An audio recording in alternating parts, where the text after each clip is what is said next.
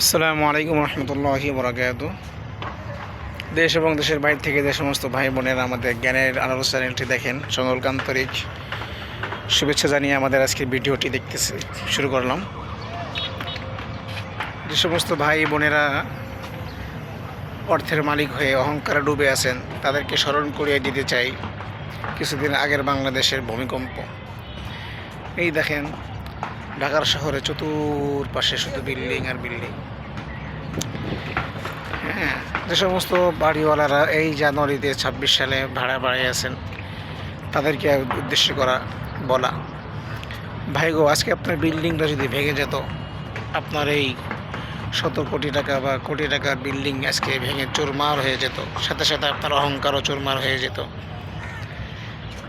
আল্লাহ পাকের অশেষ মেহেরবানিতে ভূমিকম্প আপনাদের সম্পদ এবং জানমালের হেফাজত করেছেন। আপনার তো উচিত ছিল সেই শুকরিয়াতান এবছর ভাড়াটা না বাড়ানো, কিন্তু আপনারা কি করেছেন? জুলুমবাজ করেছেন। এই বছরও আপনি ভাড়া বাড়িয়ে দিয়েছেন। আল্লাহর হুকুমে দাঁড়িয়ে আছে এই বিল্ডিংয়ের, জমিনের কোনো শক্তি নাই আল্লাহর হুকুম ছাড়া।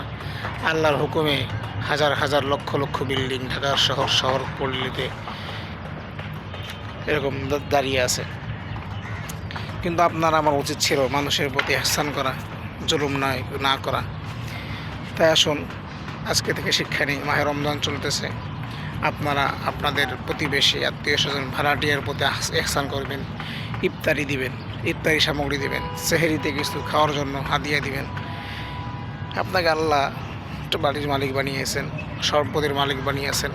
সেই সম্পদের ব্যবহার যদি আপনি করেন, তাহলে আল্লাহ আপনার প্রতি খুশি হয়ে আপনার সম্পদকে হেফাজত করবেন, বাড়িয়ে দেবেন, এবং আপনার জান মালের নিরাপত্তা আল্লাহর পক্ষ থেকে আসবে।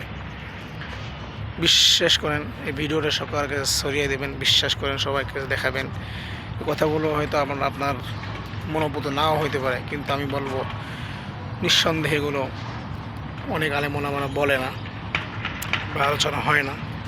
তাই আসুন, দাঁত থাকতে তাদের যদি মর্ম না করি, তাহলে দাঁত পড়ে গেলে আর আপনার কী হবে না, তাদের মর্ম দিতে পারবেন না। তাই আসুন, সময় থাকতে সময়ের কাজ করি, সময় থাকতে সময়ের সদ্ব্যবহার করি, মানুষের প্রতি মানুষের মূল্যবোধ তৈরি করি। যখন আপনি দুনিয়া থেকে চলে যাবেন, তখন কিন্তু আর আপনি এই কাজগুলো করতে পারবেন না। আমি যেখানে দাঁড়িয়ে আছি, এটা আমাদের মাদ্রাসার ছাদ। দেখেন আমাদের পুদিনা পাতা কত সুন্দর হয়েছে। আমরাও খাই, আমাদের ভাড়াটিয়া প্রতিবেশী সকলকে দিই। এখানে আর কিছু ফুল গাছ রোপণ হবে। এখানে কিছু টপে ঔষধি গাছ, লেবু গাছ, পাথরকুচি, তারপরে আপনার পেয়ারা গাছ লাগানো আছে। ওখানে আরও কিছু লাগানো হবে। এখানে একটা লিচু গাছ লাগানো আছে, যে ফুল বকুল আসছে। একটু দোয়া করবেন, আমাদের সাথে থাকবেন, গরিবের চ্যানেলটি সাবস্ক্রাইব করবেন, সাথে থাকবেন। আর যে সমস্ত বাড়িওয়ালারা আমাদের ভিডিওটি দেখবেন, অবশ্যই আজকে থেকে আমল শুরু করে দেবেন। শুক্রিয়া তার মানুষকে কিছু হাদিয়া দেবেন ইনশাল্লাহ।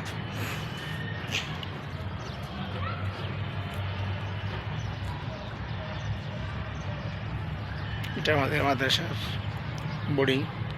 এখানে সব কিছু রান্নাবান্না হয়। বাচ্চারা এখান থেকে খাবার খেয়ে বড় বড় আলেম হাফেজ হইতেছে। এটা আমাদের স্কুল। আলুর চপ, ছোলা, পেঁয়াজু, বেগুনি, এটা হলো উপকরণ।